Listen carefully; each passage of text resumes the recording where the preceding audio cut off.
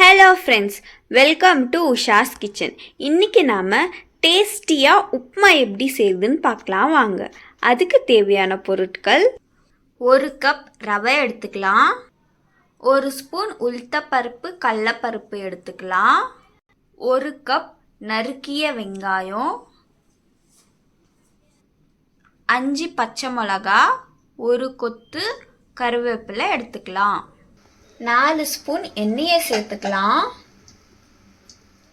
எண்ணெய் காஞ்சதும் உளுத்தப்பருப்பு கடலைப்பருப்பு சேர்த்துக்கலாம். இது வருந்ததும் கடுகு சேர்த்துக்கலாம். சீரகம்,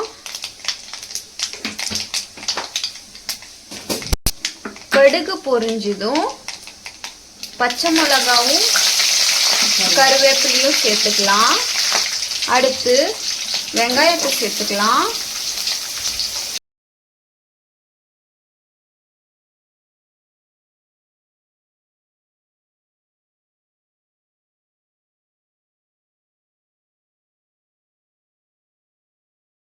வெங்காயம் சீக்கிரம் வதங்கணுன்றதுக்காக 1/4 ஸ்பூன் சால்ட் ஆட் பண்ணிக்கலாம்.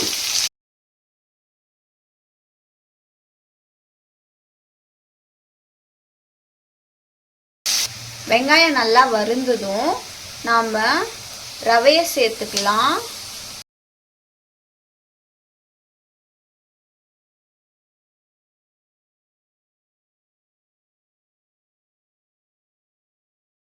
இதை நல்லா வறுக்கணும்.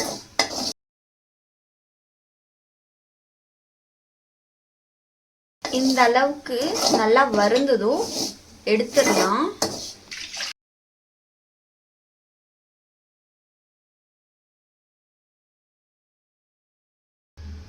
வறுத்தெடுத்த அதே வாணலில் இப்போ நாம் 2 கிளாஸ் தண்ணியை சேர்த்துக்கலாம்.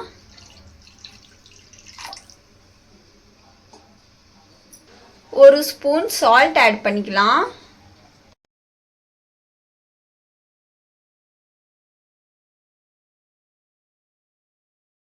தண்ணி நல்லா கொதிச்சதும் வறுத்து வச்ச ரவையை சேர்த்து நல்லா கலாரி விட்டுக்கலாம்.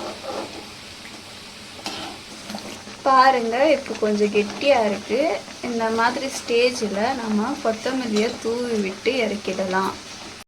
அவ்வளோதாங்க, டேஸ்டியான உப்புமா ரெடி.